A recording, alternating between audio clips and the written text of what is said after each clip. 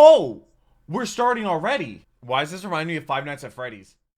Generic intro and the Doc Goes Moo here, back with another kill count. Today we are doing Child's Play 1 and 2, which is a franchise that I have never even seen a clip from. I believe these are the Chucky movies. I've heard of Chucky, of course. Pretty sure it's like a doll that like comes to life and goes on a killing spree, or it's possessed or something. I'm not really sure. I didn't know they were called Child's Play until I saw them in the playlist.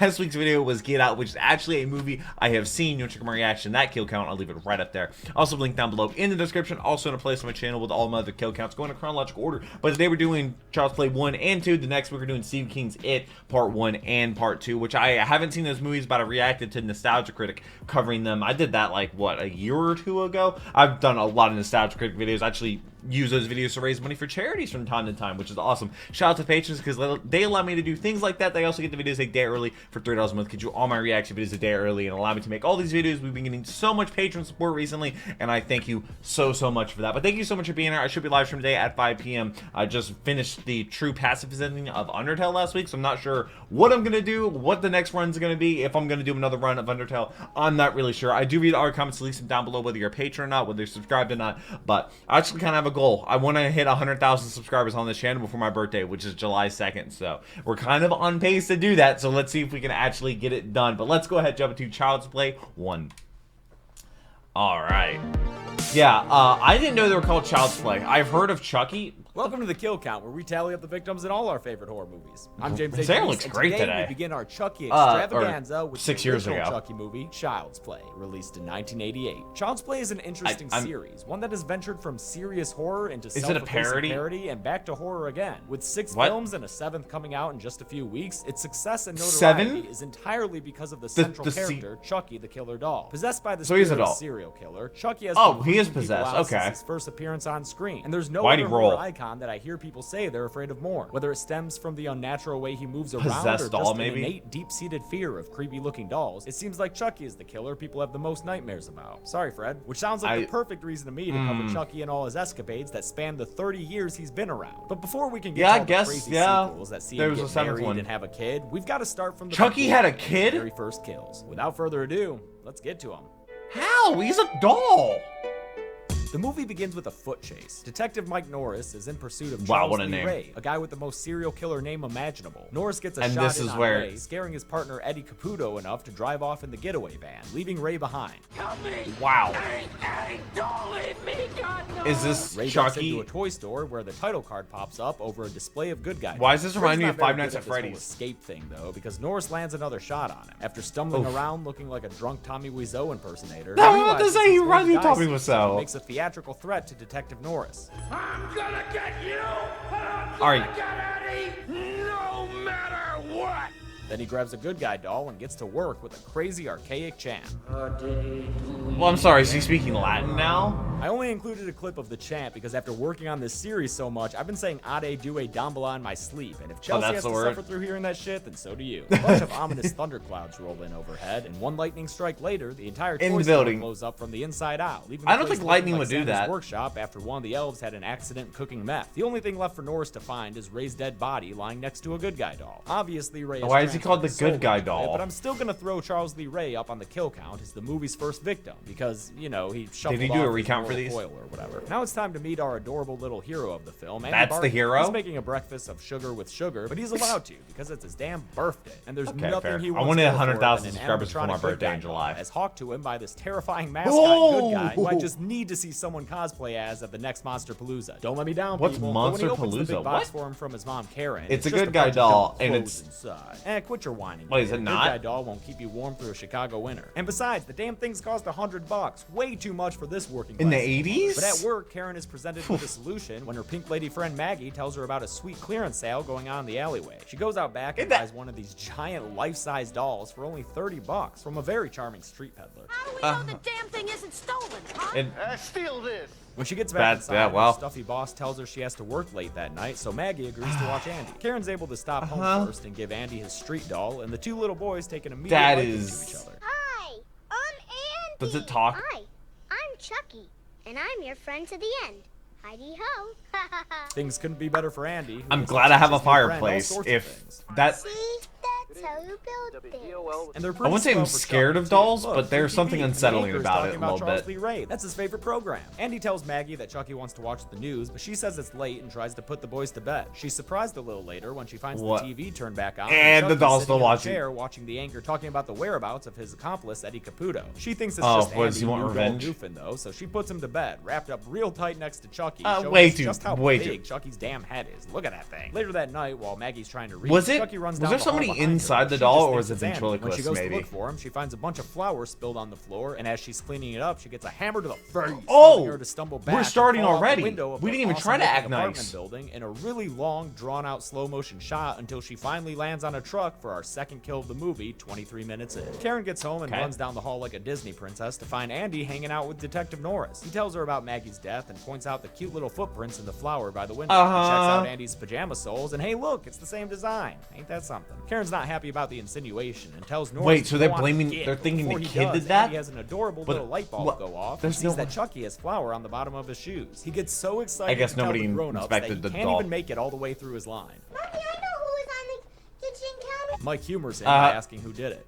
Chucky. And as adorable as that answer is, Mike and Karen don't believe him because, you know, they're not insane people. Andy might be, though, because Karen finds him sitting on the floor and talking to Chucky. Apparently, Chucky's been sharing secrets with him. Like what secret? His real name is Charles Lee Ray. Oh, the name almost loses its assassin-like qualities when that cute kid says it. No way to make this next line sound innocent, though. He said Aunt Maggie was a real bitch and got what she deserved. Whoa, kid. Aunt Maggie was your mom's best friend. Maybe cool with the salt there. The next day, he did not waste any time. And it looks like a bunch of other kids are bringing their good guys to class, too. I hope the school has extra seats for all these giant-ass dolls. What if they get switched out? We need one for Chucky, though, because Andy shows how ex-core he is by ditching school and riding a train all by himself. He's directed by Chucky to a much more unsavory part of town. The part of town where old furniture sits outside just waiting for a doll to make use of it. Andy picks up the lay of the land real quick when he goes to take a piss behind the heap of garbage on the street. While he's occupied, Chucky disappears and runs to the house that he knows Eddie Caputo is hiding out in. While Eddie's fast asleep of all places where he calls home, Chucky opens up the oven and blows out the pilot light, then cranks the gas up. Eddie wakes up and is suspicious of the noises he hears, so he takes his itchy trigger finger and slinks around the house before popping into the kitchen and firing his gun, starting a huge explosion that engulfs the entire house and incinerates Eddie Caputo for the third kill of the movie. At least no one has to pay for a funeral since he's getting buried in that collapsing building. And also because he's probably an estranged felon with no family to speak of. Karen gets called down to the dilapidated building because they've picked up Andy and are questioning him in what looks like a sketch parody of an interrogation scene. What would that sketch be called? Good guy, bad cop? Andy tries to get Chucky to talk in front of the adults, but Chucky won't budge, causing Andy to get real upset. In fact, he gets so worked up that you'll be a target. Don't do a whole line of dialogue. He told me never to tell about. How old is this kid in the film? Oh my god, Alex Vincent is the cutest kid I've ever seen. This Harry Carey-looking doctor says he wants to watch over Andy for a few days, so Karen returns home with just Chucky. She implores him to talk, but he just sticks to the old script. Hi, I like to be hugged. She tries to laugh off her unease, but when she's looking at the good guy box, the batteries fall out. Oh snap, Karen, them bats aren't dead doll at all. When she goes to double check that they're absent, Chucky goes full exorcist on her. Hi, I'm Chucky. Wanna play? It's not until she lights a fire and threatens to toss him inside that Chucky finally reveals himself to her in the audience. You stupid bitch! Okay, how are you getting out-muscled? Before she manages to fend off his attack. Then he runs away and takes the elevator down to escape her. So now Chucky's on the loose. Karen tracks down Norris to tell him that Andy's not lying, but not even the bite mark will convince Detective Norris that she's not a crazy lady. Not to be deterred, she takes off on her own and heads back down to Peddler Pete's Doll Emporium to question him on where Chucky came from. But all he's interested in is committing sexual assault. Luckily, Norris shows up to brandish his gun around like he's Dirty Harry or something. And save Karen from the peddler. Some rough handling gets the peddler to talk. 12 of them. Found the doll in a burned down toy store. Oh shit, and Norris, he has you know that place. 6 rounds. Charles Lee Ray died there. Yeah, that's the one. After Norris drops Karen off at home, Chucky surprises him from the backseat of the car by choking him with some jumper cables. Norris drives through the streets like it's Crazy Taxi until he's able to grab his cigarette lighter and stab. There's people that don't know what that is. Chucky don't give up that easily though, so he starts stabbing at Norris with a butcher knife, even almost through him in the baby maker. Presses the pedal to the metal until Norris flips the car over and crashes it. Chucky misses a stab and runs away, taunting that Norris can't hurt him. But when Mike finally does land a shot, it actually does throw Chucky back in her. Well, I mean, so Chucky goes to see John. Chucky can't weigh that much. Voodoo man who taught him all those creepy chants from the beginning. And this is the scene where we get full-on moving Chucky action. Most of it still looks great, although the talking doesn't always match up with the mouth. John tells Chucky that the doll is becoming his body. But when Chucky demands that John help him get out of this mess, John refuses. You're an abomination. That's fair. An outrage against nature. Hopefully I don't have to Damn, blur that guy any went from zero scenes. to abomination speech real Just fast. copyright. Chucky don't take too kindly to being called an abomination, so he takes a voodoo doll of John and starts Where? seriously Why does messing he have that? First breaking his leg and then breaking his arm, Oh. threatening to do more until he finally gets some information out of him. John tells him he's got to put his soul into the first human being he told that he was alive, which just so happens to be Andy. I have a date with a 6-year-old boy. Chucky, Fraser. Oh. He thanks John for the help by That- stabbing his voodoo doll in the heart. John stays alive long enough for Norris and Karen to show up, and he warns them about Chucky's plan to date her little boy.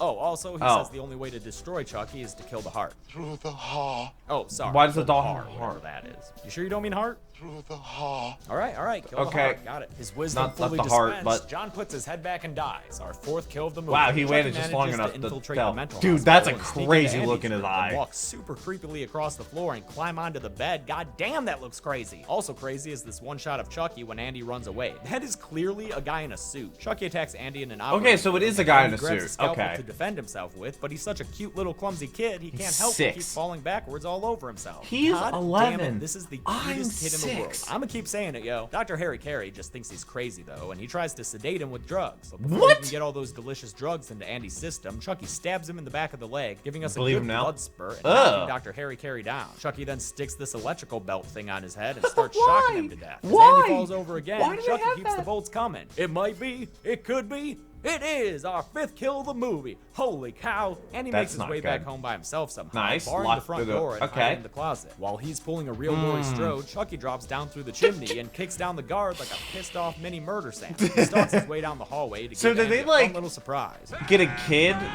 And then he chases him with a Or bunch, eventually knocking did they him make out the with a set toy bat big? and a pun. I don't know. His incantation vacation is over and he gets to work on that creepy champ from the beginning. But did it not work? Give me the power, I beg. But it's even creepier now since it's being done by a freaking Cabbage Patch Kid. Ominous clouds roll in to confirm that the chant is going well. Norris and yeah, Karen it is arrive it. and are able to break through Andy's weak-ass barrier. But when Karen That's stops fair. Chucky, he bites her in the shoulder and slices Again. Norris in the back of the leg. How- Norris goes how did he looking get for him, free? only to have Chucky knock the wind out of him with that bat, but then Karen comes in and shoots Chucky down In for the win. He's able knee? to bounce back and jump on her, attacking her once more Dude, before she tosses how? him in the fireplace How and is- cages him there like a rabid raccoon. Andy comes over to finish the job and Chucky tries to plead with him. We're friends to the end. Remember? This No. is the end, friend. Andy What a lights him line. up and gives us this disturbing image of a nearly human-sized doll running around on fire and Just climbing gonna burn on the furniture, place down. looking like a toddler flaming torch. You'd think that would be the end of it, but no. After the Barclays go tend to Detective Norris, Chucky friggin' disappears. He comes back to trip Oh. Andy like a grade school bully and comes And do after what? him, even though Oh. at this point he's been reduced to a smoking, overcooked doll bikini. But he we can get some still- classic horror Ah. imagery like the stabs through the door and POV chasing until Karen shoots Chucky a bunch of times, decapitating him and Nice. taking off several Can he limbs still with her see? shots. That's some dope aim, Karen. She finally shoots Yeah, him no, in that's the a really chest, good and shot. we think it's finally all over How for many good. bullets are Because, there? like, come on. Norris's cop partner shows up, and even though Norris tells Also, him they're he's not the people he's that live skeptical of the underneath her? story. Lucky for Norris's credibility, it's actually not all over for good, as Chucky's burnt body pops out through the air vent and starts strangling the cop even more than that mustache Is that even strangling his upper possible? lip. Jesus, dude, just die already. Norris must have been thinking the same thing. Let's because just he shoots lock through the him heart. in Blood a splatters freezer or everywhere, and Chucky something, is in finally the dead, so heart. he'll go on the list, even though I already counted Charles Lee Ray. Whatever, I do what I want. Counts Chucky as two, signs I off guess. with one last utterance different of his name. catchphrase. I'm Chucky. Wanna play? No, I don't.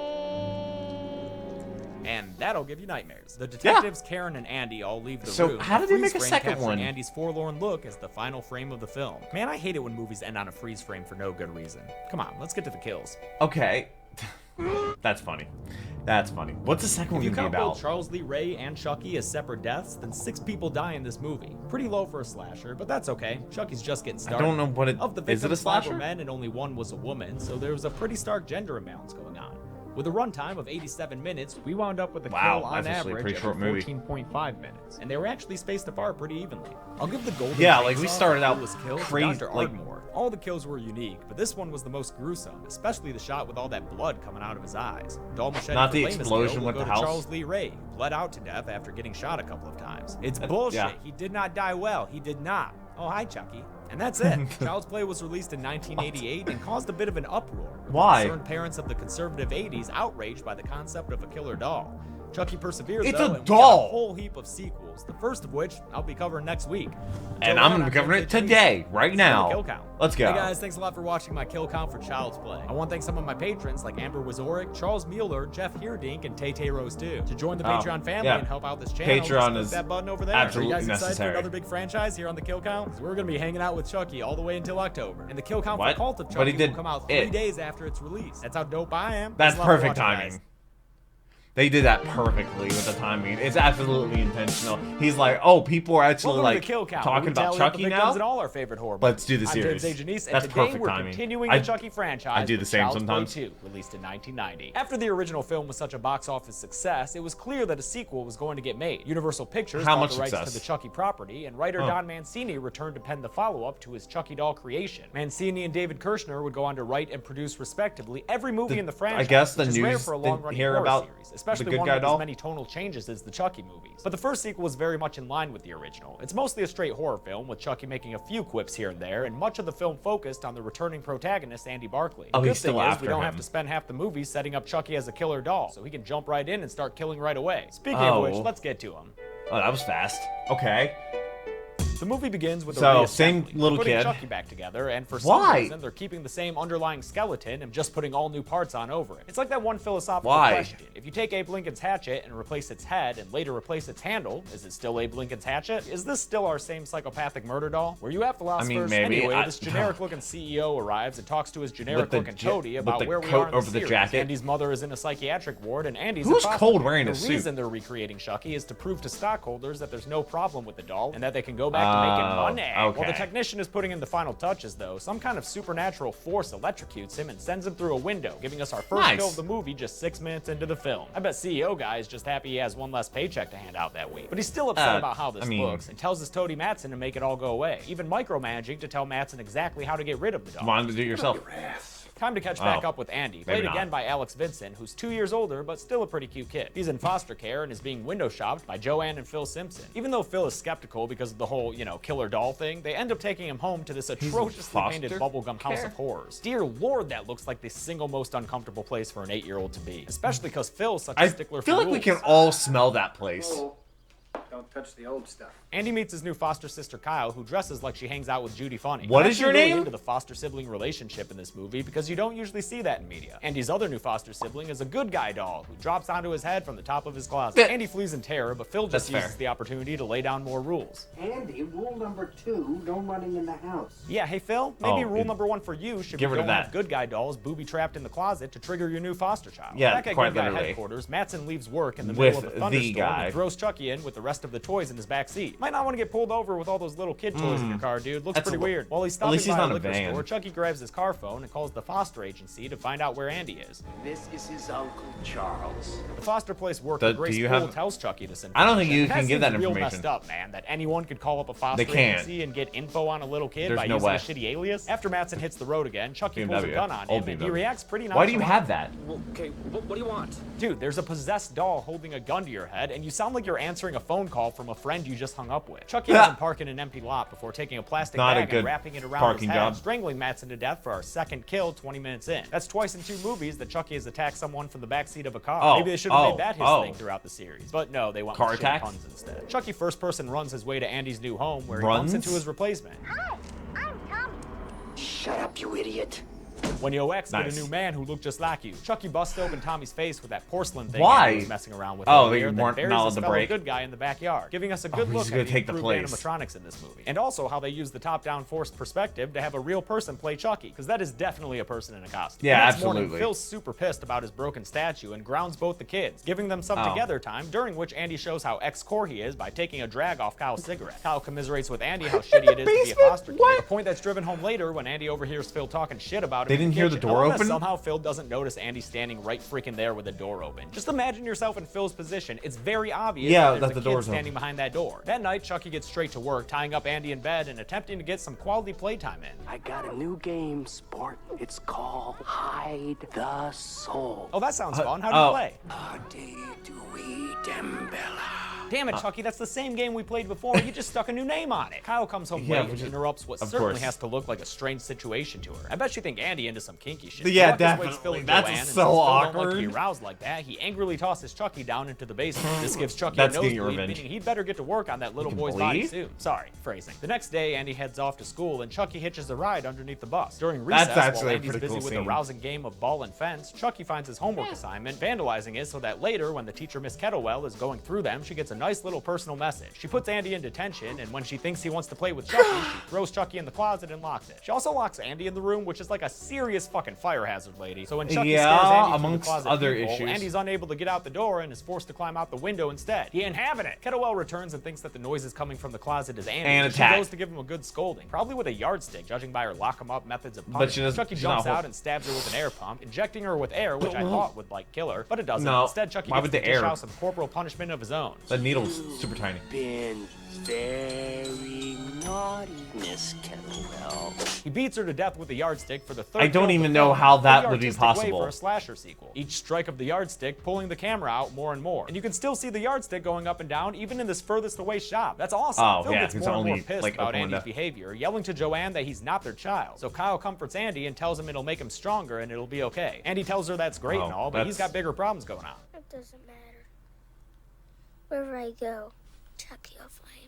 That kind of thinking causes Andy to take matters into his own hands, grabbing an electric carver and going into the basement to take care of Chucky once and for all. I love watching this little kid stumble around with a sharp object. It both terrifies me and makes me go, aw. It also makes me laugh when he takes the thing to a bunch of clean linens. Chucky ends up getting the drop on him, knocking him down and fighting him until Andy's able to reach the carver and hit him with it in that big old head of his. Chucky runs away before Phil comes downstairs, real cautious about what he sees as an unstable little boy holding an electric knife. Chucky trips Phil on the stairs, causing him to fall through the cheap wooden banister. Yeah, you're gonna blame the kid on that one? Understated delivery. How's it hanging, Phil? He drops Phil onto the floor, causing him to break his neck and die. And no big deal. While they're waiting for the ambulance to arrive, at least the rest of the family can play a mean game of chess on his body. Phil's death causes Joanne to finally turn on Andy, so she packs his bag and sends him back to the foster home with Grace Poole, who you could argue is kind of responsible for all this shit in the first place. After tossing Chucky into the trash, Kyle goes for a midnight swing and smoke and kicks up enough dirt to uncover the broken body of the Tommy doll. Part of me doesn't want anything to happen to Kyle because we have the same name. To hear some ominous sound design going on in Joanne's room. Okay.